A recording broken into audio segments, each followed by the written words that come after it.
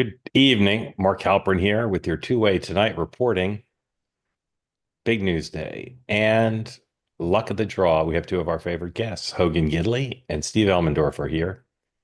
The rat-a-tat-tat rhetoric going to be part Mamet play, part Sorkin's docu, or what do you call it, dramedy. I mean, the dialogue between those two is snappy. So I'm very glad they're here. And there's some confusing news and some interesting news, and I'll run through the headlines. Then a short commercial interruption from our sponsor, the Bonson Group, and then I think I'm just going to bring those guys in and play audio for them because and video because there's just so much good video today, primarily growing out of the president's photo op where he and the National Security Advisor, Mr. Waltz, talked up a blue streak. But there's some other good video too. Anyway, now here's the news.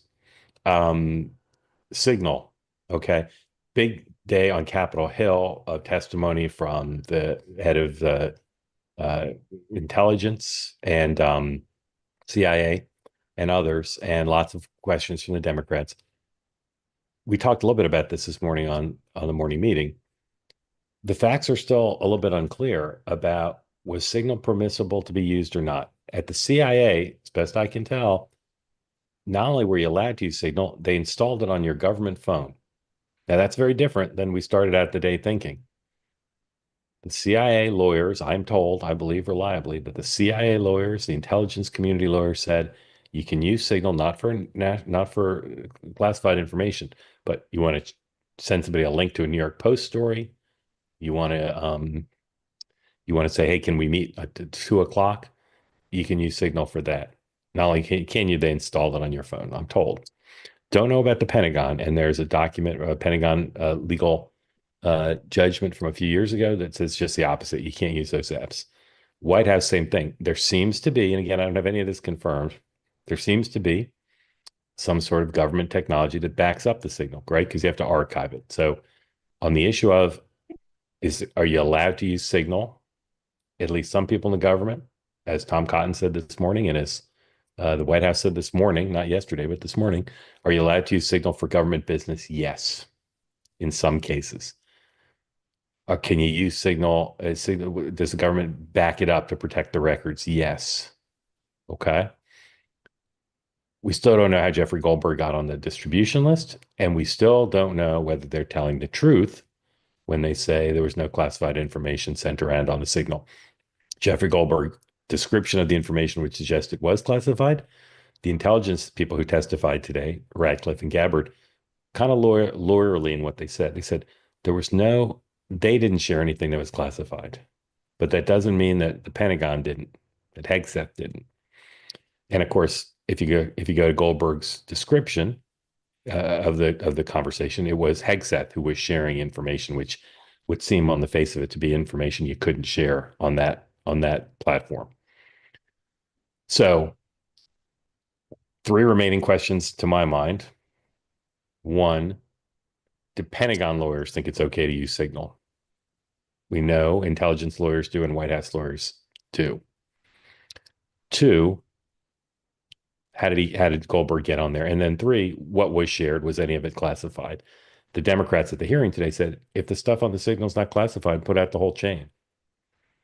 Authorize Goldberg to put out the whole chain if it's not classified. They declined to accept that. And then a fourth question is how much are people using Signal? The president twice today, maybe even three times now that I think about it, defended Waltz, made it clear he wasn't going anywhere. And there's a strong belief amongst Trump's allies that this thing's going to end, that no one's going to be fired, and that with some muddying of the waters on some of the questions I just discussed, and with Jeffrey Goldberg as a boogeyman, and with the flood of other news coming up, that they will get past this, and saying mistakes were made, we're going to correct it, that they'll get past this. That's what they think in Trump world. We'll see. Talk about that. Ukraine, Russia, U.S. reached a limited deal on some types of aggressive activities, a ceasefire. Can talk more about that. Vice President Vance said he's going to Greenland to join his wife on the trip this week, which I can't imagine are going to calm the tensions. A second day in a row, government officials from both Denmark and Greenland spoke out quite aggressively against American efforts, Trump administration efforts to take control of the island. President Trump, through an executive order today, targeted another law firm, Jenner Block, another big establishment law firm, with the same kind of executive order he used to get Paul Weiss to cave. And the president today pardoned Devon Archer, former business partner of Hunter Biden, who he'd seen over the weekend at the wrestling event in Pennsylvania. Archer was a big supporter of President Trump during the campaign, and today got a pardon, and we'll show you a little bit of that. All right, those are the major things. Now I'm going to bring in a moment our two guests, but first I'll remind you this program is brought to you by the Bahnsen Group. David Bahnsen, regular here, one of the smartest people I know on the economy and politics, the intersection between the two. Bahnsen Group does personal wealth management, and they do a daily newsletter that David himself writes called Dividend Cafe. So two things I want to recommend to you, because I'm a big believer in David's work and David's brain and David's capacity to explain the economy to you. As I say always, he is both sophisticated and accessible to anybody, and the newsletter is free. So sign up for the newsletter. It's called Dividend Cafe. You can Google Dividend Cafe, go to the Bahnsen Group website, or go to our website, go to twoway.tv/TBG, the Bahnsen Group. Sign up for the newsletter. Many of you have. I hear wonderful things from lots of members of the two-way community. You love the newsletter, and that's great. More of you should sign up for it. Do me a personal favor and sign up for it right now, and just try it out. If you don't like it, you can unsubscribe, but I bet you like it. So go right now, sign up, please, for Dividend Cafe. And then this Thursday night, that's less than 48 hours away, David and I will be doing another one of the private events we do. These aren't on YouTube. They aren't on X. They're on the two-way platform. If you want to spend time with me and David answering your questions about what's coming up on the economy. What are tariffs going to do? Is there going to be inflation? Where are safer places to put your money? David and I will talk a little bit, but mostly it'll be time for your questions. Anything you want on the economy, what's coming up, short, medium, and long term. March 27th. That's this Thursday, 10 a.m. Eastern time. If you want to sign up, and you got to sign up to join to get the link, go again to our website, twoway.tv/TBG. You'll see the sign up there. You can sign up in the same page for both the newsletter and the event. Don't miss it. Again, the newsletter is free. This event is free, but only for two-way community members. See you there. All right. Let's bring in our guests. And again, these are two outstanding people. They both bill like, I don't know, roughly like probably $1,200 an hour, like what a Jenner Block lawyer would bill for their services. So the fact that we get them for $400 for the hour is pretty good. Steve Elmendorf, unmute, please. Welcome in. Hogan Gidley. LaCroix, Mark, not Pellegrino. We like LaCroix. LaCroix. Is that carbonated? It's carbonated. It's good. Yeah. Raspberry. Okay. One of my favorite Yogi Berra jokes, it's not like the very common one, is somebody asked him if he would or no, he was an endorser of the drink Yoo-hoo, and somebody asked him, "Is that hyphenated?" And he said, "It's not even carbonated." Find that could be like most yogiisms, probably not true. Anyway, Hogan Gidley, you should know. Steve worked on the Hill for many years for Mr. Gephardt, worked for Mr. Mondale, worked for Hillary Clinton, many leading Democrats, and John Kerry, also, I forgot about that one. Yeah, many others. And Hogan Gidley worked in the first Trump administration and now helps both the Trump political machine as well as with Speaker Johnson. And I got to say, Hogan, every time I see like a photo op or a gaggle or a press availability with the speaker, you're standing in the back like Kaiser Sose. You're not saying anything, but you look extremely powerful. Not like Kaiser Sose. Yeah. All right. No, I'm kidding. Yeah. All right. Thank you both for joining. Very grateful to have you here. Let's talk about the signal thing. Again, there's a lot of stuff. Steve, you go first. Just what are your remaining unanswered questions? How big a deal should this be treated as, and why? I think it's certainly a big deal. It is inappropriate, potentially dangerous, and potentially illegal. These guys and girls, we're talking about extremely sensitive material over a group text chain, not in a SCIF, a secure facility, not in person. And, they said there was nothing classified. Some people have said there was nothing classified. Then if nothing was classified, let's release the chain. Let's look at the whole chain. The other thing that's important here is correct me if I'm wrong, Mark, but every single person on that chain, I think, has video over the last 3 or 4 years of them suggesting that Hillary Clinton should either go to prison or be prosecuted for engaging in government communication on a non-government email. This signal is not approved by a number of government agencies. It is not the right place to have this conversation on any text chain. It's wholly inappropriate, and it shows a sloppiness and potentially an illegality that's very concerning. All right, Hogan, before you jump in, Steve, just to clarify, let's say that by no standard was there classified information exchanged on the chain, which they say, leaving aside the sloppiness of putting Jeffrey Goldberg on there, just leaving that aside. If there's no classified information on there, given that I'm told that at least some government departments allow use of Signal, in fact, they install it, would there be anything wrong with what happened? Clearly, from what we've read about that chain, that is not something that should have been happening on a text chain. Even if it wasn't classified, having the Vice President of the United States make comments about the Europeans, et cetera. This was not a secure place to have this conversation. He's welcome to make those comments, but let's be clear. There are Chinese, there are Russians, there are North Koreans, there are Iranians, there are people who are in opposition to the U.S. government who are targeting the personal devices of each and every person on that chain. But Steve, what if they were not something you want them to be reading? Well, in the case of the CIA director, he says it was a government phone. Presumably our government IT people. Let's have an investigation and find out the answer to those questions. Okay. Hogan, Steve thinks that regardless of whether it's classified information, regardless of whether they're government cell phones, that's not an appropriate conversation to have on Signal. First things first, I love Steve's last name because Elmendorf Air Force Base is one of my favorite places to go through and refuel Air Force One. Just so we're clear, it's beautiful. It's in Alaska. I just want that duly noted for this chat. Listen, if in fact as you point out, this was an app that was put on a government phone, then it seems as though this would be an appropriate place to have a conversation of this sort. Well, not necessarily. Not if there was classified information. Even the most staunch Trump defenders have said to me that if there was classified information, that would be wrong.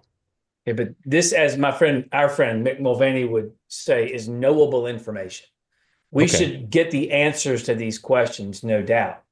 But writ large, as you just kind of pointed out, the flood of information that comes out of this White House on a daily basis, the constant presence on social media, on mainstream media, legacy media, et cetera, this is going to be something the Democrats are going to try and rally around because it's the only thing they really have to talk about that doesn't show their complete and utter lack of competence on the issues the American people care about. And that's fine. They're going to make hay out of it. But overall, what we have is a situation where top government officials are having a conversation. They inadvertently brought in a report of this conversation. And in the meantime, they carried out the activity of a federal government with military strikes and precision. And what we really saw was just people talking about that success. So I get why the Democrats are going to go off on it. I'm just saying the American people, I don't really think care all that much about the sausage making. They care about what happens at the end. And this is a massive success for the Trump administration. You hate that they have to talk about how they got there because of the adding of Goldberg to it. But I mean, come on. The left is more angry about the conversation than they are about the Houthi strikes against American forces for the last several years under Biden. Hogan, I say this with respect. The only person in America that your flim-flam is less likely to confuse and distract than me is Steve Elmendorf. Steve. Well, look, this is just not anybody who's ever been in government, anybody who's ever dealt with classified information or sensitive, non-classified information knows this was not appropriate in any way.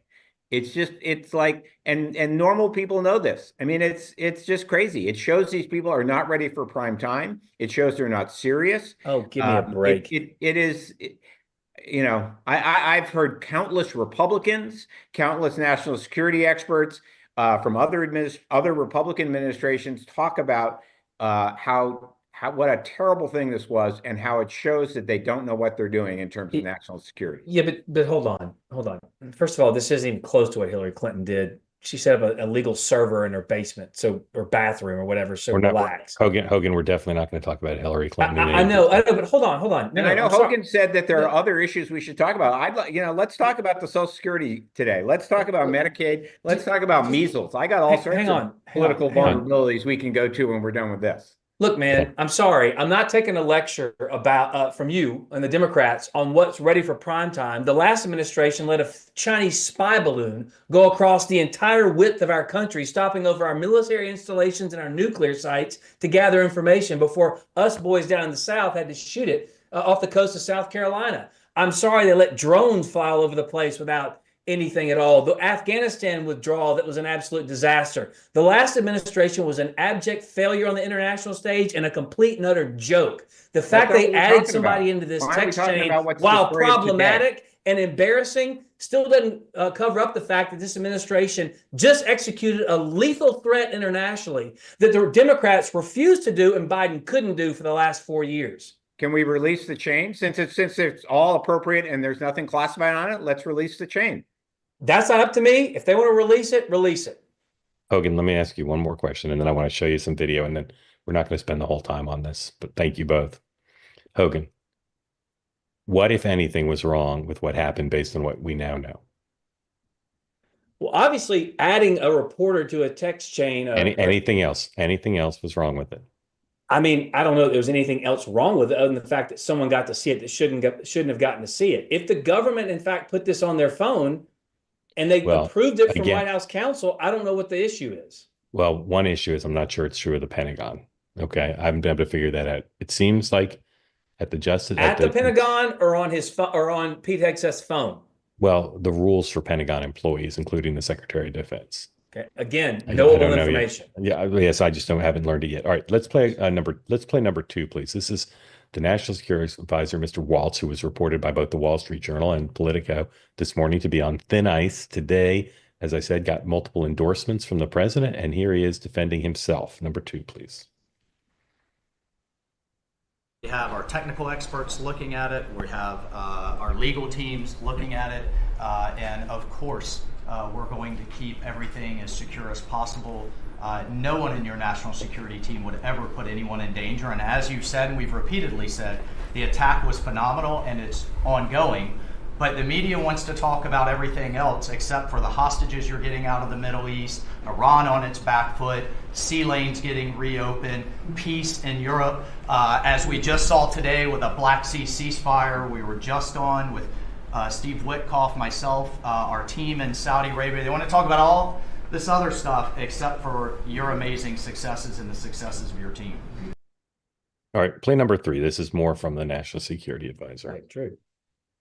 Mr. President, you asked about lessons. I think there's a lot of journalists in this city who have made big names for themselves, making up lies about this president, whether it's the Russia hoax or making up lies about Gold Star families. And this one in particular, I've never met, don't know, never communicated with, and we are looking into and reviewing how the heck he got into this room. But I'll tell you what, the world owes President Trump a favor. Under Biden, global shipping was shut down. Pinprick attacks, months between them, our destroyers being fired upon dozens of times. President Trump took decisive action with his national security team, took out the head missileer, knocked out missiles, knocked out headquarters, knocked out communication sites. And for once, as we hear, as you all hear from every one of our allies, thank God for American leadership again. Thank God for American strength. You're welcome.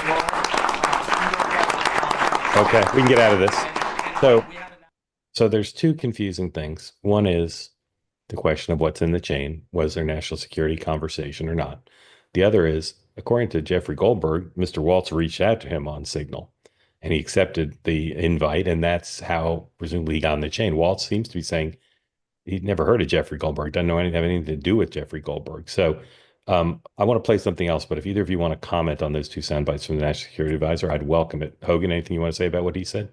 No, again, I mean, I think if you're going to have the conversation, you have to put it in context. And I thought Walt did a great job kind of outlining the differences in the past administration versus this administration, and also keeping your eye on the ball of what matters here. And that was a surgical military strike that was executed flawlessly.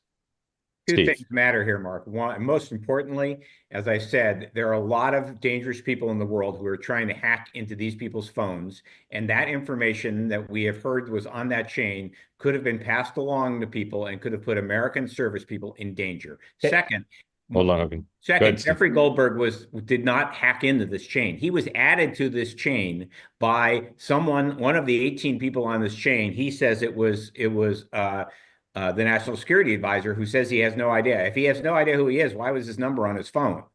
Many issues that somebody should investigate. The Congress potentially could investigate, but let's get the whole chain. Let's look into these people's phones. Let's figure out who they were communicating with, how they were communicating, and were they using secure ways to exchange what was potentially certainly sensitive and maybe classified information. Let me just add one point to this. The amount of times in the White House where I was for 4 years in the previous administration, as you point out, Mark, that they would just come in and take our work phones and destroy them.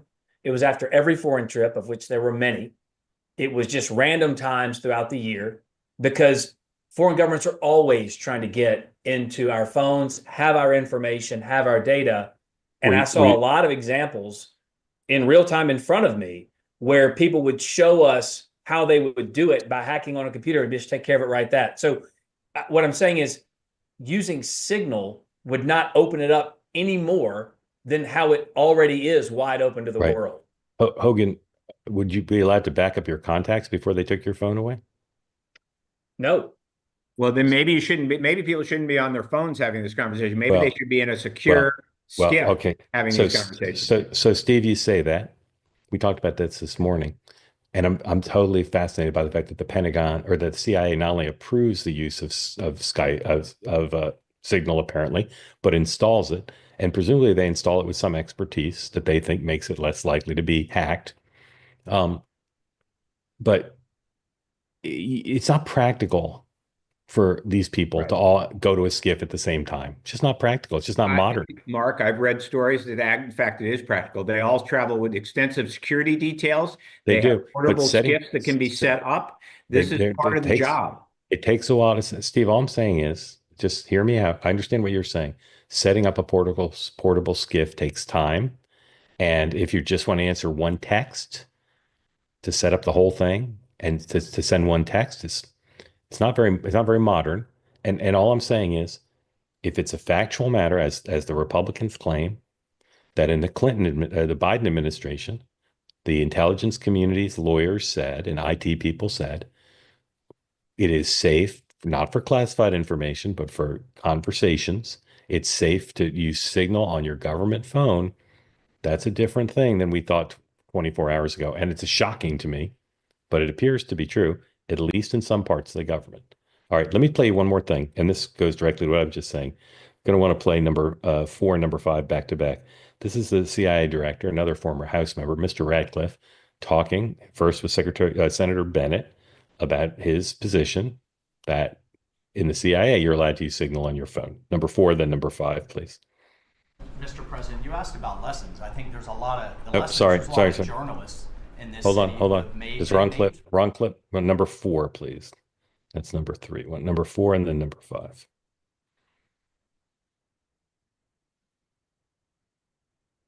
So that we're clear, one of the first things that happened when I was confirmed as CIA director was Signal was loaded onto my computer at the CIA, as it is for most CIA officers. One of the things that I was briefed on very early, Senator, was by the CIA records management folks about the use of Signal as a permissible work use. It is. That is a practice that preceded the current administration to the Biden administration. Okay, number 5, please. Or maybe that was number 5. That looked like number 5. I don't know if you use Signal messaging app. I do. Not for classified information, not for targeting. Well, neither not do I, for anything Senator. remote. Neither do I, Senator. Well, that's what your testimony is today. It absolutely is not, Senator. Were you not listening at the beginning? No. When I said that I was using it as permitted, it is permissible to use. I agree that's your testimony. Yeah. I agree that's your testimony. You asked me if I use it, and I said not for targeting, not for classified information. And I said I don't either. Okay. So there's a CIA director. I don't think he's lying. That's another checkable fact. Steve, does it surprise you that at the CIA, now he said on his computer, it didn't say on his phone, but does it surprise you that the CIA director's been told he can use Signal? It depends what you use it for. It depends on the substance of the conversation. Look, sure. Can you use it to, say, come to my office for a meeting? Can you use it to say, meet me for dinner? Sure. But, this chain did not sound to me like it was logistics. From the stuff I have read in the story, again, I'd like to see the whole chain. I think, if it wasn't classified, then we should all see the whole chain, and then people can make a decision. Hogan, Does would you Goldberg say? have it? Yeah, Yes. think he screen grabbed all of it. And Yeah. so he's not putting it out for what reason? Because they told him he couldn't? Well, Because he thinks there's classified information Yeah. on there, and he's consulting with counsel about whether he puts himself at risk by putting out classified information. He said that Ratliff put on the name of a CIA operative on there. I think he's been very responsible and careful about what he would put out. And they asked Kash Patel today if Goldberg would be prosecuted, and he said it's up to the Justice Department. So I think the stuff's going to come out, and I can tell you that unless Goldberg's just lying, it's going to be stuff that shouldn't have been on Signal. Now, some people are saying maybe the Secretary of Defense will say he declassified it all, but if Goldberg's characterizations of it correct, Hogan, I think you'll have a hard time defending it's being on Signal, but we'll see. Okay. Next, let's talk about Steve wants to talk about Social Security, but I want to talk first. Medicaid, too. I want to talk about Medicaid. I know. Okay. Let's do that in a minute. I want to talk about election integrity. The president signed an order today. Let's play a little bit of this. So number 7. We'll play a little bit of it. But before you play it, the president's basically doing something that Republicans in the past have been reluctant to do. He seems to be telling states how to run their elections, saying, for instance, no counting of votes after Election Day. Everything's got to be counted by Election Day. So go ahead and play number 7, and then we'll talk about it. Lastly, sir, we have an executive order for your attention on the very important subject of election integrity. We believe that this executive order is the farthest reaching executive action taken in the history of the Republic to secure our elections. Among numerous other aspects of this executive order, this is going to cut down on illegal immigrants on the voter rolls, ensure that the Department of Homeland Security and the data that they have available is being fully weaponized to ensure that illegal immigrants aren't voting. This will include a citizenship question on the federal voting form for the first time. This executive order instructs the EAC to cut federal funding to states that don't take reasonable steps to secure their election. This calls on the Department of Justice to vigorously prosecute election crimes, particularly in states that we don't believe are in compliance with federal law around election integrity. I could go on and on for a while, sir, but compliance with National Election Day rules, cracking down and investigating and prosecuting foreign interference in our elections, revoking President Biden's Executive Order 14019, which essentially weaponized government to corrupt and pollute our election process. There's a lot in here, but we believe that these are very important steps that we need to be taking as an administration at your direction to ensure that our elections are as secure as they possibly can be. Okay, you all understand? All right. Yes. All right. Jump out of this. Election fraud. Hogan, why is the federal government telling the states how to run their elections? I thought that was not something Republicans believed in. Yeah, I wouldn't say that's what the executive order did. Now, I've not read through the entire thing, but as you know, I also have worked and run as a co-chair with Ken Blackwell, the Center for Election Integrity at the America First Policy Institute. So I have some knowledge of this. And while we tend to lean toward federalism because what works in Mississippi may not work in Massachusetts or Maine or Montana, The fact is, there are a lot of these things out there that do go to protect legal votes and legal voters that 85% of the people in this country agree on. One of those things is having ballots returned to election officials by election day, having photo identification to prove you are who you say you are when you vote. And I didn't say voter identification, I said photo identification. In addition, 83% of people don't want illegal aliens voting in our elections as well. So this looks like it's a step to highlight the issues we face at the state level, and we'll see, which ones decide to comply or not. But I thought it was a good move by him to kind of talk about the things that so many people in the country clearly care about. Steve. For instance, are we comfortable with people who are serving overseas in the military, serving our country, that if their ballot doesn't get there till after election day, that it doesn't get counted? Last I checked, the Republicans were for that. And last I checked, when I was in politics full time, the Republicans were for the states running elections. They believed in states' rights, and that states should administer their own elections, not the federal government. So the hypocrisy of the Republican Party and of this White House is really stunning. But I would start with, are we going to let our service members who mail in their ballots not get counted because they don't get there by election day? Did it say that in the? Yeah. You just said it. I think there might be an exception in there, but I don't know that. So let's move on. I haven't read it. I want to get everybody lots of time for questions and comments from folks. If you want to be in the conversation, please raise your hand. As always, we welcome people across the political spectrum, and particularly like people who've never raised their hand before.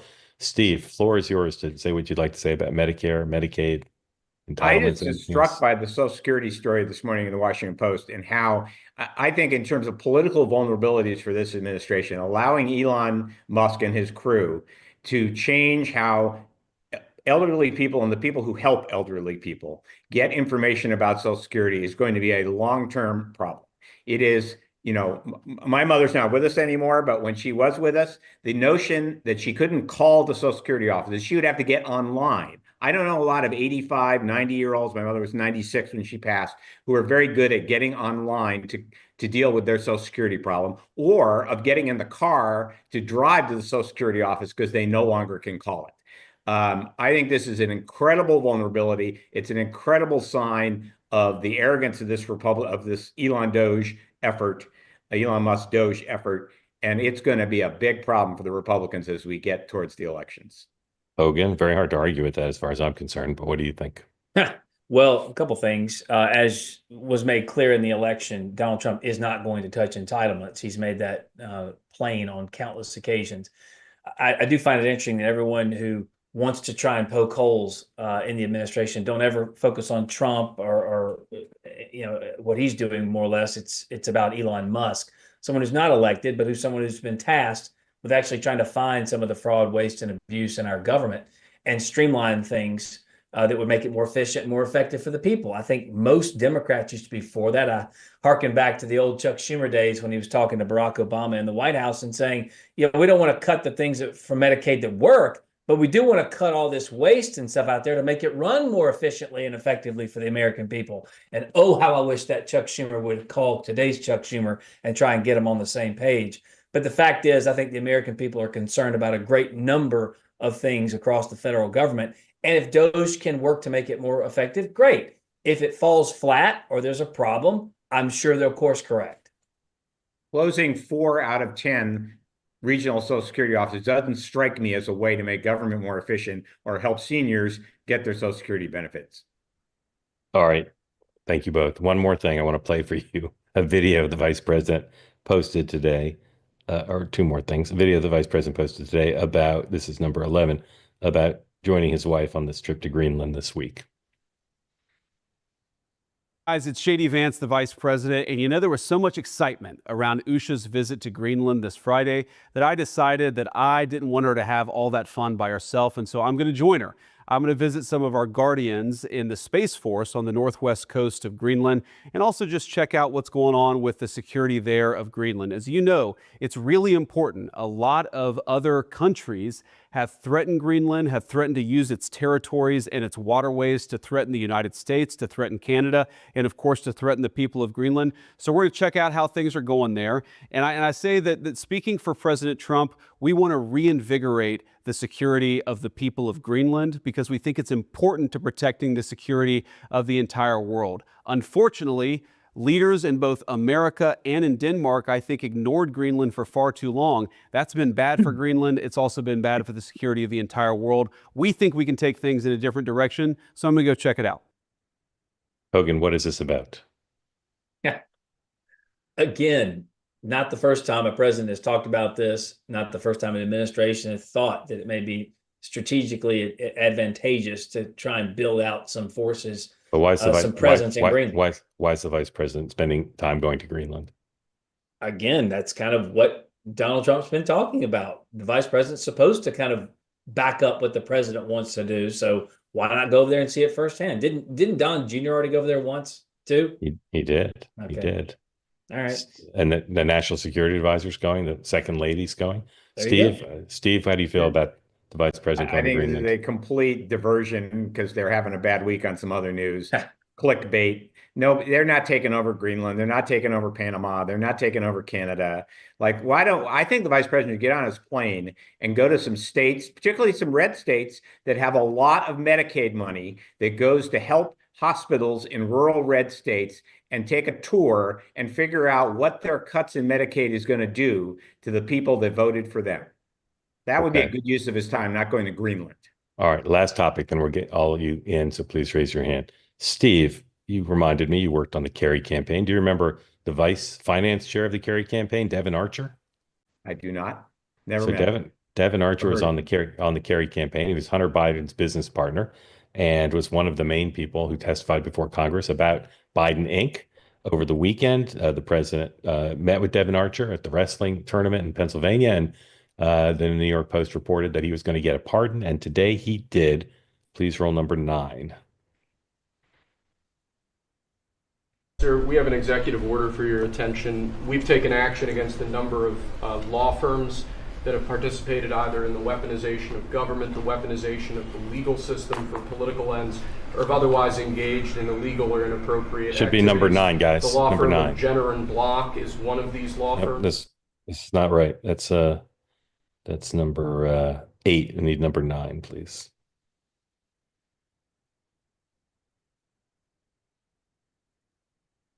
Next, sir, we have an executive order for your attention. We've taken action against a number of... Nope. Sorry. Maybe we don't have it. All right. We'll look for that. Maybe we'll play it later. Let's get folks in for Steve and for Hogan. Again, as always, thank you for joining. Please, when you're called on, unmute yourself. Tell us where you are and what is on your mind. Daniel, you first. Come on in. Thank you for joining, Daniel. Go ahead. Hey, Steve. This is Daniel from... Hey, Mark. This is Daniel from Arizona. Thanks, Steve. That's Reggie and Blaze. This is my first time calling, long-time listener. Very excited for bringing us in and been part of the community since the very beginning. Only missed a couple episodes. Thank you for that.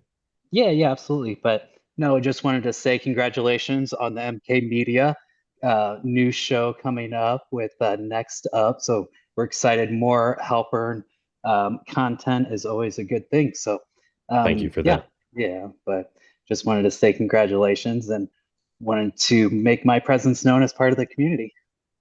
All right. And that's all you wanted to do? I don't want to cut you off. That's all you wanted to do?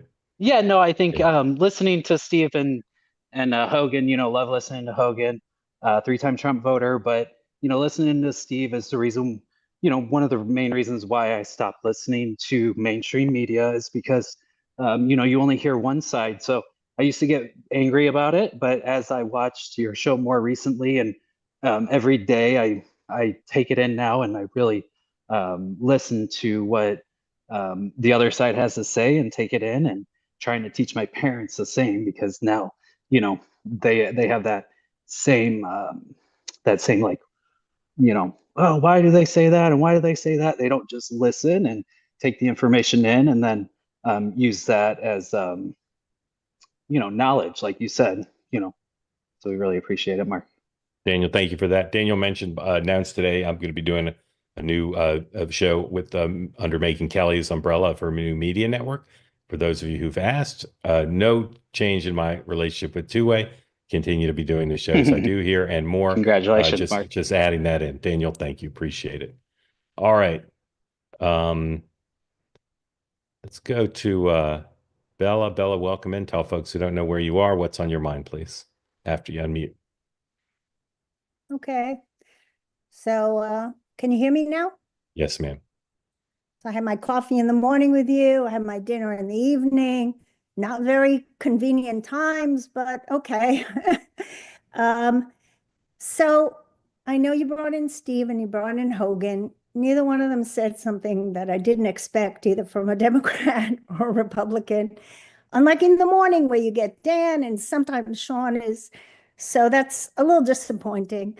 Like Social Security, when I took my husband to the Social Security office, had to drive down there, wait online for hours. It's not like it was accessible before. So it's not like you're painting a rosy picture of where Social Security used to be, and now all of a sudden it's not good.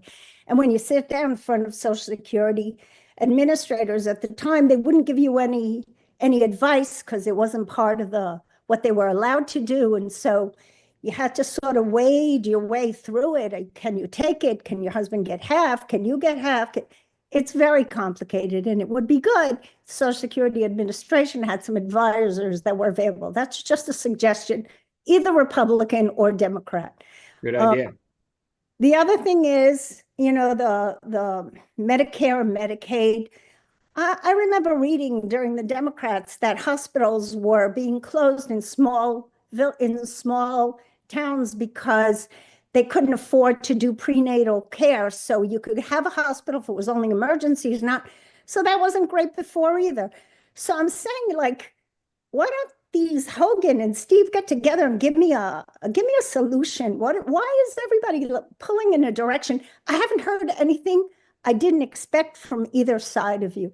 The other thing about these white shoe, excuse me, that's my phone, but I'm not going to answer it. About these white shoe law firms, what were they doing in governmental business? Why were these white shoe law firms taking a side in this political? So now I don't like what Trump is doing, but I didn't like what the Democrats were doing before. I want solutions. I don't want this. Okay, Bella, great overall topic. Thank you for that. Hogan, you first. What do you have to say to Bella? I mean, brilliant. I would say, Bella, that there are a lot of people out there like you that are so sick and tired of business as usual. Now, we can argue, myself and Steve, over who has solutions to the problems that you're talking about. And I would just tell you, while this may be something you expect a Republican to say, Donald Trump is not the same Republican that we've seen over the past several election cycles or presidential terms. And so when they're looking at these things to shake them up, good, bad, and different, you're going to get something that's not what it used to be. Now, if that's successful, then I think he and Republicans will be doing well politically for quite some time. If it's not, then chances are we fall back into some old bad habits and just do business as usual.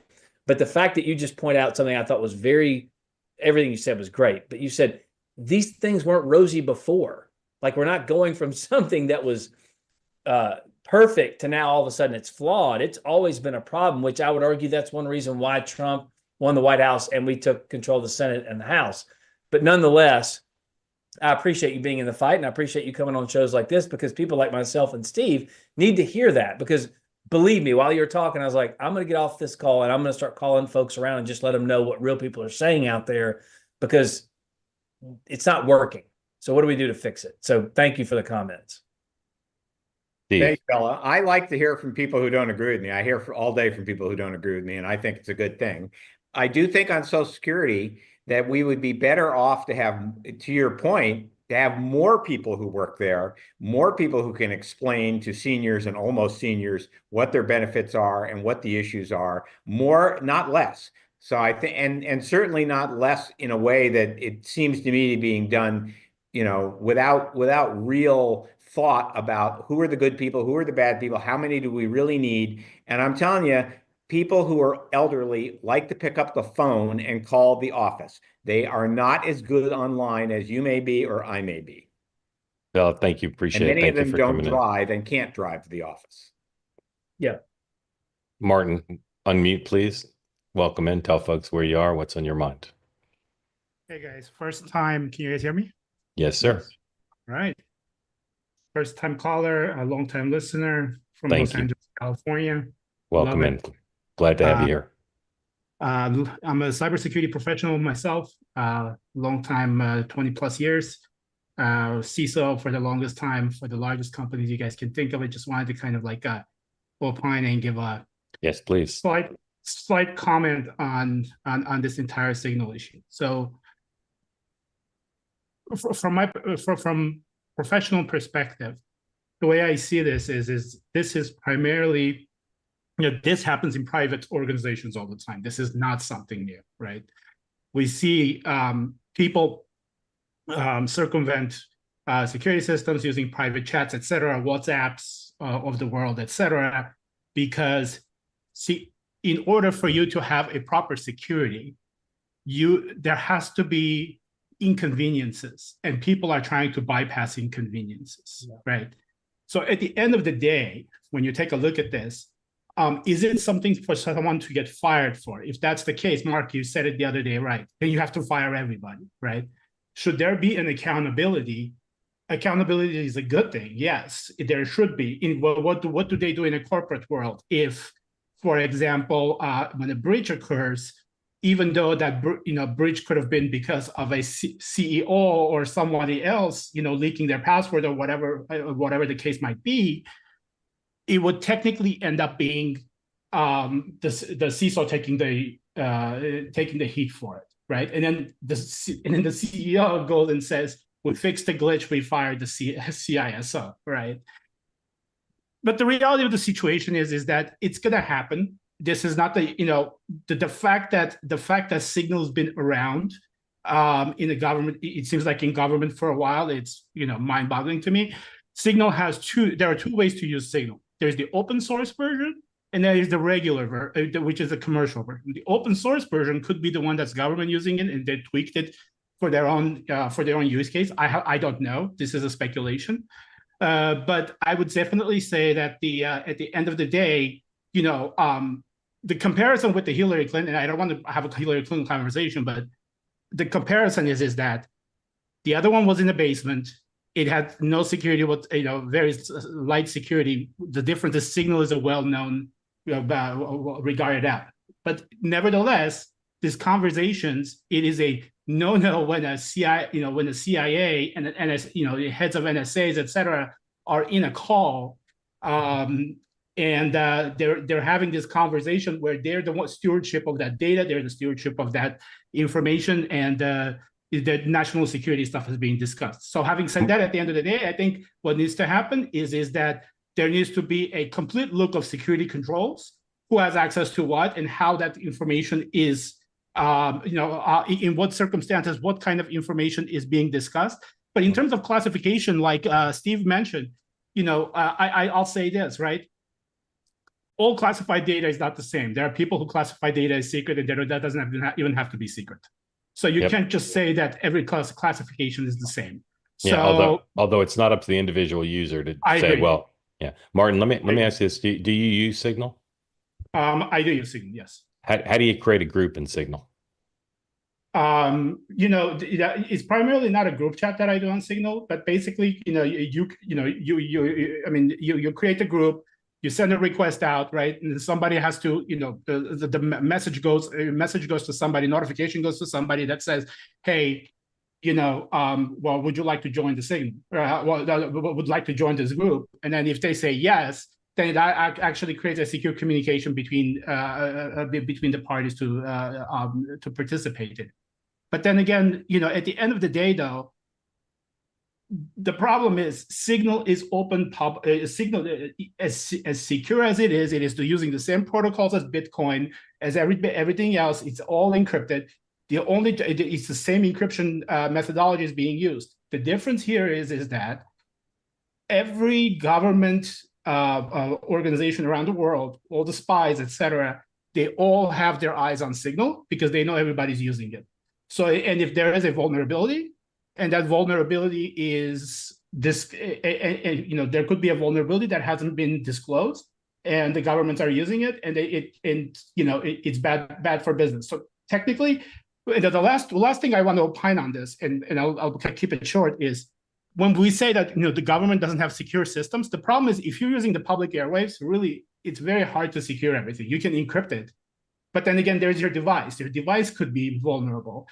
We've seen with Pegasus and everything else, cell phones being hacked and all kinds of stuff being hacked, right? So it is not an easy way to fix a problem, right? You can't just say, oh, you know what? Government has to have a way where people can just have a secure conversation on their mobile device. Sure, they should. But is it easy to do? No, not really, because there's way too much complexities there. That what Elon Musk should do is Elon Musk should create a secured Starlink specifically for this type of stuff. Yeah, Martin, thank you. Appreciate it. Lots there. Hogan, do you know, and maybe you know and you can't say, why is the SCIF so secure? How's the communication? Is it the level of encryption? Well, interestingly enough, I was just kind of looking some stuff up about it while he was talking because he jogged my memory. And for those who don't know, it's a sensitive compartmented information facility. Basically, it's designed to prevent anything from coming in, being able to listen in, any listening devices, any way to kind of, it prevents unauthorized electronic surveillance. Like it's supposed to be kind of a secure room. But how does a signal, if you're in a SCIF and you want to send a message to somebody, why is that more secure? It depends on what's in the SCIF. I mean, there may be like hardline phones in the SCIF. Yeah. But you're not using cellular devices. Steve, do you know, like if you set up a SCIF in a college gym, they putting down hard lines? That is beyond my level of expertise, Mark. Yeah. Okay. I've been in many where we've been on the phone, but not cell phone. Yeah. Steve first and Hogan, where do you think the story's going next? I know, Steve, you want them to release the conversation, but where do you think it is going next? I think the big question is, was there in fact classified information? But where do you think it? Do you think it'll be voluntarily pushed out? Do you think Congress will ask for it? Do you think Goldberg will put it out? Like, how do you think it's going to come out? I don't know. I don't think certainly the Republican majority in Congress doesn't seem interested in finding out. I think the question will be: does the pressure build to end the story? Like they could end the story again. They say the administration says there was no classified information on this chain. That would be a big step towards making the story less volatile for them. So if that's true, put it out. And if they don't put it out, that begs the question of, are they telling the truth? Yeah. Again, that's not a legitimate if-then scenario. If Hillary only had yoga routines and her stuff about her daughter's wedding on her classified server, just release the whole server so we can take a look. That's never going to happen. I mean, I understand that you want to try and will that into existence. I will say drip, drip, drip is always a problem in the comms world. Like you don't want the story to just keep getting new legs and getting new life every single day. But at the same time, I do think in this particular instance, because people out there who are paying attention to this, which is very minuscule, let's be honest, they've all inadvertently added somebody to a text chain. So like, oh, really? Or whatever. I understand we don't hear be like, oh, is it classified? Is it all these things? Although the administration says there's no classified information, no war plans, et cetera. We're going to find out, I think, sooner or later. But even still, I think the wash of information coming out of this administration that people actually care about is way more important than this story. Jason, I saw somewhere, Mark, on X, everything on X, I assume is true, right? I thought, or on Axios, somewhere that this was the most followed story by far in the last 6 months or year. Like there are a lot of people paying attention. I saw that. I also saw a poll on X. Again, everything on X, I don't know. I think it's mostly true, maybe. I saw a poll on X that said that by a 74-13 margin, people thought this was very concerning. Yeah, people are concerned about it. Jason, welcome in. Tell folks who don't know where you are, what's on your mind, sir. Nashville area. I think I strongly agree with the woman that spoke a couple of turns ago about like I'm not hearing any perspectives that I wouldn't expect to hear. I think the issue about this signal thing, I think everybody that's watching this show is informed and they like to be informed. But my wife is not one of those people, and I guarantee you, if I had mentioned the word signal, she would have no idea what I'm talking about. Sure. I think the thing that bothers me, it's sort of like the discussion that was had about Musk and the Chinese war plans last week. Was there was a lot of hoopla about something that was refuted, that, as far as we know, did not happen.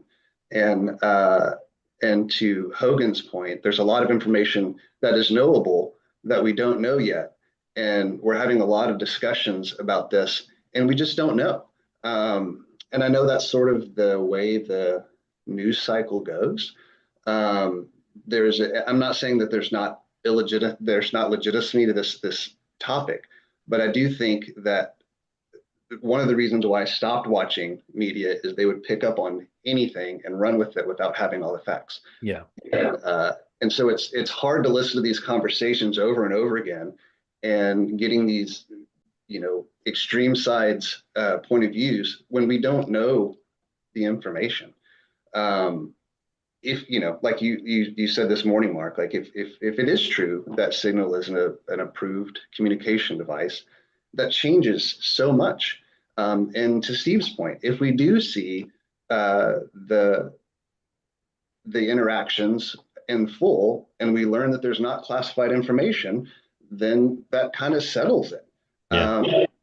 Jason, you're absolutely right. And I try not to be as guilty of what you're criticizing as everybody else is, or most everybody else is. But some days you have to cover stuff incrementally, but it's important not to go too far down the road.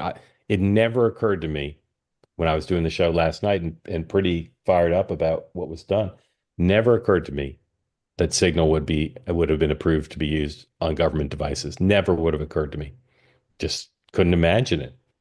But then it turns out, at least in the CIA, it is approved. So I wouldn't have gone as far as I did if I had any reason to think. Now, as I pointed out this morning, I wish someone from the government had said that yesterday. Yeah, for sure. I don't know why they didn't. I really can't imagine why the NSC spokesperson didn't say it yesterday. But wasn't it approved under Biden? They said too. At the CIA director and the intelligence community says it was approved under Biden. Again, for some departments. Departments, big talking point. Seemed like they whiffed on it. Yeah, Jason, thank you for joining and for being so measured and balanced about it. Much appreciated. And if I could just say, yes, sir. to that point, that I've been watching it since before the election, and I've been wanting something like this for so long. I have so many other thoughts on the media, but I just thank you for doing this, and it's awesome. Thank you very much. Thank you, Jason. Very grateful to you. So guys, I love having you on, but apparently many of the members of the community feel you don't say enough original things. So don't come back until you've got something original to say. No, very grateful to you both for making the hour for us and for making time. And as I'll say, whenever you're on, I hope you'll come back regularly. So thank you. All right. I muted Steve because he wasn't saying anything. Hogan, thank you, man. Great to see you. All right. Coming attractions. Tomorrow morning, 9 a.m. Eastern time, right here on the giant two-way network. The morning meeting. Sean, Dan, and I will probably talk more about Signal, but hopefully we'll move on to other things as well, because I don't know, I'm getting talked at about Signal without some new facts, but maybe there'll be some new facts overnight. Then, in addition, as you know, this program is followed on Mondays and Wednesdays by Megan's program, 5 p.m. Eastern time tomorrow. Megan McCain's Happy Hour. And her guests tomorrow are John McWhorter, great writer, and Christian Lacefield. That's tomorrow, 5 p.m. Eastern time, right here on the Two-Way Network. And, of course, I'll be back 6 p.m. Eastern time. My special guest, Steve Hilton. You probably know him if you watch cable news. He's got a new book out called Califailure. And he'll be here to talk about his book and about everything that's going on in the news. Very engaging gentleman. If you've ever seen it before, you'll be fired up and ready to go to have Steve Hilton, I believe, making his two-way debut. I can't be 100% sure about that, but we'll ask him. And then again, I'll remind you, David Bonson and I will be here. Special episode of the program Thursday at 10 a.m. Eastern time, just for the two-way community. So you can't watch it on YouTube, can't watch it on X, but go to twoway.tv/TBG in order to sign up to talk to David about the economy, what's coming up, what the uncertainties are, and his best forecast of what may happen next. Again, plenty of time for your questions. Thursday, 10 a.m. Eastern time. And again, sign up now for the free newsletter, Dividend Cafe. Dividend Cafe, written by David, comes out every day, and it is great, and it's free. And as I said at the top of the show, do me a favor right now, go sign up tway.tv/TPG to subscribe to the Dividend Cafe newsletter. Grateful to you all for watching. I'll see you tomorrow, 9 a.m. Eastern Time with Dan and Sean right here on Two Way.